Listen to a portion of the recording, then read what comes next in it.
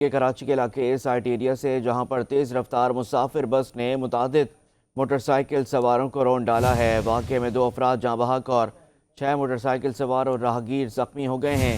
مزید تفصیلات جانتے ہیں ہمارے نمائندے شایان علی سے۔ شایان، بتائیے گا مزید کیا تفصیلات ہیں آپ کے پاس اس حوالے سے؟